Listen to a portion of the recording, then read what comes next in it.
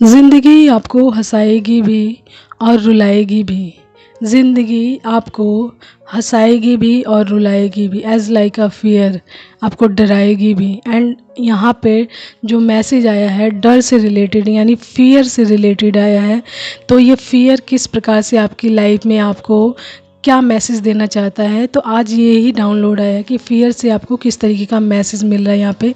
तो फ़ियर का मतलब है डर, जैसा कि आप जानते हैं। तो आप फ़ियर को जब देखते हैं FEAR, यानी जब आप इसको डिस्क्राइब करते हैं अकॉर्डिंग बाय वर्ड्स, यानी FEAR यानी F for forget, E for everything, A for and R for run. तो इसका मतलब है सब कुछ भूलो एंड भागो, ठीक है। एवरीथिंग फॉरगेट, ठीक है, एंड रन यानी सब कुछ भूलो एंड भागो, ठीक है। तो ये आपके ऊपर डिपेंड करता है कि आप डर को अपने डर के आगे हार मानोगे या फिर डर के आँखों में आंखें मिलाकर उसका सामना करोगे। तो सामना के लिए डर का ही रिवर्स बैक मैसेज आया, यानी जो फ़ियर है, फ़ियर को आप रिवर्स करके देखिए, यानी पीछे से RAEF यानी rise, A for and, E for everything and F for face, ठीक है। तो यहाँ पे इसका मतलब है राइज एंड एवरीथिंग फेस, यानी कि आपको बोला जा रहा है कि राइज यानी उठिए एंड हर चीज़ को फेस कीजिए। यानी एक वर्ड जो फ़ियर है उसी को दो तरीक़ों से डिस्क्राइब किया गया है, उसी में ही आपका क्वेश्चन भी है, आपका आंसर भी। यानी कि फ़ियर के माध्यम से आपको बताया गया है कि एक में बोला गया है सब कुछ भूलो एंड भाग जाओ, एंड दूसरी में बोला गया है कि खड़े होइए एंड हर चीज़ का सामना कीजिए। जो भी आपके जीवन में परिस्थितियाँ आती हैं, मुश्किलें आती हैं, कठिनाइयाँ आती हैं, तो आप उन सभी चीज़ों का सामना कीजिए। तो देखिए जो फ़ियर वर्ड है अपने आप में ही फुलफ़िल्ड हो रहा है यहाँ पे। आपके क्वेश्चन का भी जो डर है अपने आप में ही दिखाता है, यानी फ़ियर जो बता रहा है डर, लेकिन वही फ़ियर शब्द आपको आपकी असली पहचान भी करा रहा है। आपको ये भी बता रहा है कि आपको खड़े होना है एंड अपने हर डर का सामना भी करना है, ठीक है। तो यानी कि एक तरीके से फ़ियर ये बोल रहा है कि फॉरगेट एवरीथिंग एंड रन।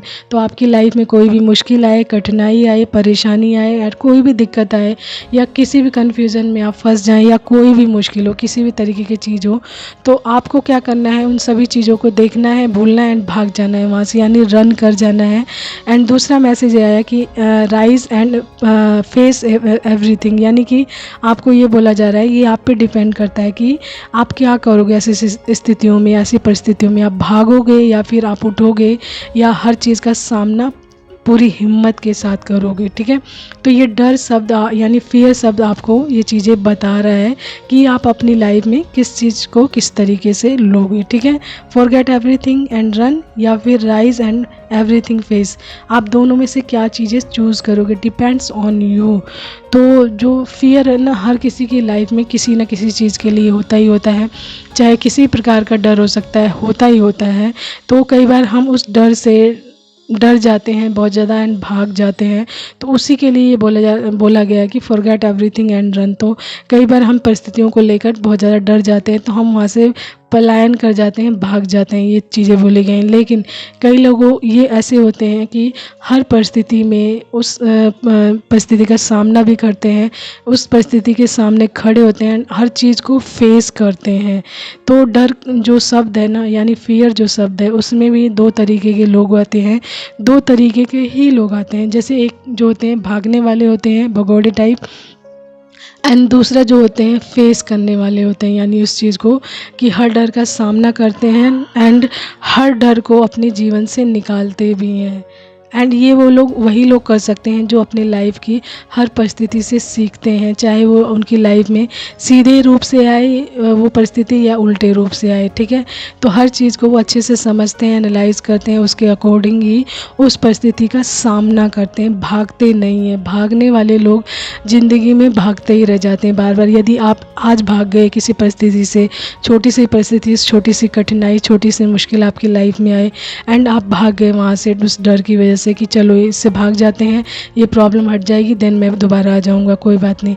लेकिन आप जितना भागोगे, परिस्थितियाँ, कठिनाइयाँ, मुश्किलें उतनी ही ज़्यादा आपकी लाइफ में आती रहेंगी एंड आपको परेशान करती रहेंगी। एंड याद रखिए, जिस दिन आपने परेशानियों का, मुश्किलों का, कठिनाइयों का एंड जो भी दिक्कतें हैं, परेशानियाँ हैं, आपने जिस दिन पूरी हिम्मत के साथ उन चीज़ों का फेस किया, सभी चीज़ों का सामना करेंगे ना हिम्मत के साथ, याद रखिए वो सारी मुश्किलें, कठिनाइयाँ, परेशानियाँ वहीं से आपकी लाइफ से बैनिश होना शुरू हो जाती हैं। ठीक है, तो फियर सब यहाँ पे सिर्फ आपको डराने के लिए नहीं है कि इसका मतलब सिर्फ डर है, इसका मतलब हिम्मत भी है, करेज भी है इसका मतलब। तो आपको अपने जीवन में जो भी शब्द दिखते हैं बहुत ज़्यादा कि ये कोई मान लीजिए फियर शब्द ही है, तो इसको देखते ही आप क्या सोचेंगे, डर, इसका मतलब डर है। लेकिन यहाँ पे जो चीज़ें डिस्क्राइब की गई हैं, जिस तरीके से इसको डिस्क्राइब किया गया है, उसके अकॉर्डिंग इसका मतलब है कि ये आपको मोटिवेटेड भी करता है, आपको खड़े होने के लिए किसी भी परिस्थिति में आपको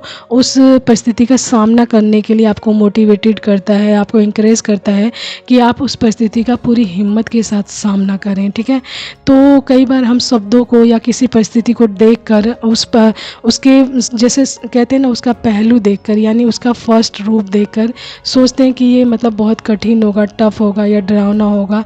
लेकिन दूसरा पहलू जब हम नहीं देखते हैं जब तक, तो हमें वो पहला पहलू डराता ही रहता है। जैसे कि ये फियर वर्ड है, जैसे कि इसका पहला पहलू है फॉरगेट एवरीथिंग एंड रन, तो यानी कि भाग जाओ। दूसरा पहलू ये आया है राइज एंड एवरीथिंग फेस, तो खड़े होइए एंड हर चीज़ का सामना कीजिए। इसके दो पहलू हो गए। तो उसी तरीके से किसी भी कठिनाई, मुश्किल का जो परिस्थितियाँ आती हैं, मुश्किलें आती हैं, उनका भी दो पहलू होता है। तो दूसरे पहलू पर हमारी नज़र ही नहीं जाती है, जस्ट बिकॉज हम पहले पहलू को देखकर ही भयभीत हो जाते हैं, डर जाते हैं। तो जो उसका सॉल्यूशन होता है, जो उस मुश्किल का हल होता है, उसके साथ ही होता है। लेकिन उस डर की वजह से, उस परेशानी की वजह से हमारा ध्यान उस चीज़ की तरफ जाता ही नहीं है। ठीक है, तो हमेशा देखिए, कोई भी परेशानी आती है, मुश्किल आती है या दिक्कत आती है, तो उसका सॉल्यूशन भी आसपास ही होता है। वही कहने का मतलब है कि हर चीज़ के दो पहलू होते हैं, बस हमारा ध्यान नहीं जाता है। जो भी परिस्थितियाँ आती हैं, मुश्किल आती है, उसकी वजह से हम डर जाते हैं, भयभीत हो जाते हैं, सहम जाते हैं, जिसकी वजह से सॉल्यूशन पर हमारा ध्यान बहुत देर बाद जाता है। जब तक हम कुछ चीज़ें सफ़र कर चुके होते हैं, उसके बाद हमारा ध्यान उस सॉल्यूशन पर जाता है। सॉल्यूशन हर चीज़ का आपके आसपास ही होता है। ठीक है, तो हमारा ध्यान जाने की बात है कि हम किस माइंड सेट में हैं, हमारा माइंड सेट किस प्रकार का है, तो उसके अकॉर्डिंग ही हम किसी चीज़ को बहुत अच्छे से समझ पाते हैं एंड एनालाइज कर पाते हैं कि ये चीज़ें मेरे सामने आई हैं तो क्यों आई हैं। तो जब आप स्पिरिचुअल जर्नीस में होते हो, तो स्पिरिचुअल जर्नीस आपको यही चीज़ सबसे ज़्यादा सिखाती है कि यदि आपकी लाइफ में कोई परेशानी आई है, कठिनाई आई है, मुश्किल आई है, दिक्कत आई है, या फिर कोई भी बहुत बड़ी सफरिंग्स आई है, तो क्यों आई है, आपको क्या चीज़ बताना चाहती है। तो जब आप एक स्पिरिचुअल बीइंग होंगे ना, हायर लेवल के, तो आप समझ जाएंगे कि आपकी लाइफ में ये परिस्थिति क्यों आई है, क्या चीज़ बताना चाहती है, क्या चीज़ सिखाना चाहती है। एंड जैसे ही आप वो चीज़ सीखते हैं, समझते हैं, वो परेशानी अपने आप ही आपकी लाइफ से बैनिश होना शुरू हो जाती है।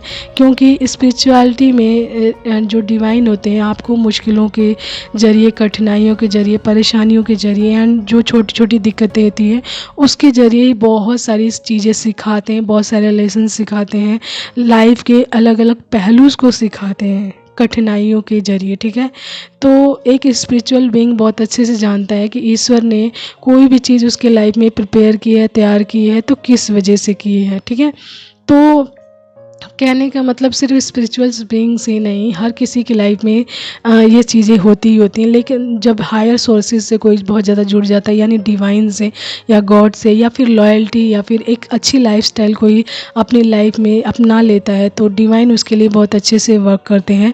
तो यहाँ पे ये मैसेज यही आ रहा है कि आपको डिवाइन पे ट्रस्ट रखना चाहिए। जिस भगवान ने आपको बनाया है, जिस गॉड ने आपको बनाया है, उस पर पूरी तरीके से ट्रस्ट रखना चाहिए, ताकि आपको जीवन के हर पहलू हर मतलब कठिनाई का पता चल जाए, हर मुश्किल का पता चल जाए, जो भी दिक्कतें आ रही हैं वो क्यों आ रही हैं उसके बारे में पता चल जाए। जब आप डिवाइन से या भगवान से, जिनको भी आप मानते हैं, पूरी तरीके से कनेक्ट रहते हैं ना, मतलब कनेक्शन उनके साथ लॉयल्टी का होना चाहिए। ये नहीं कि आप दिन रात पूजा पाठ ही करने लग जाओ अपने सभी कर्तव्यों को छोड़कर, नहीं।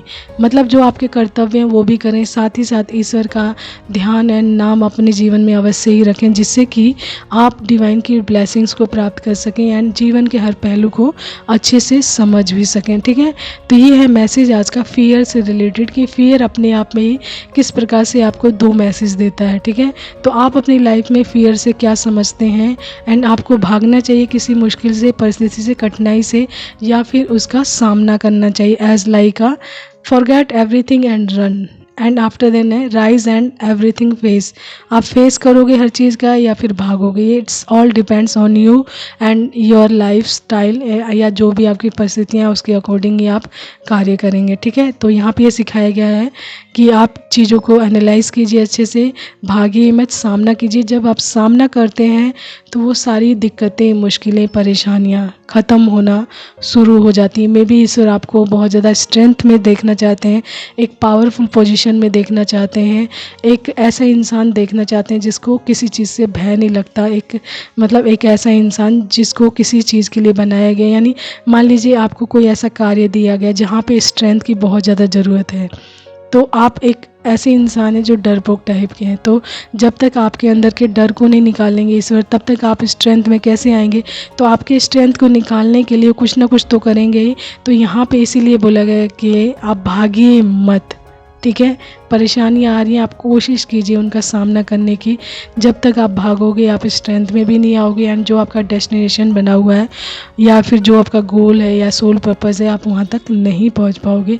तो अपने ऊपर वर्क कीजिए, डिवाइन से कनेक्ट रहिए। डिवाइन टाइम टू टाइम हर चीज़ के लिए आपको गाइड करते रहेंगे, अपनी गाइडेंस के माध्यम से आपको आपकी सोल पर्पज़ की तरफ अवश्य ले जाएंगे। ठीक है, तो ये था आज का message. Hopes you will like that, understand that. Okay, take care all of you, bye and keep smiling.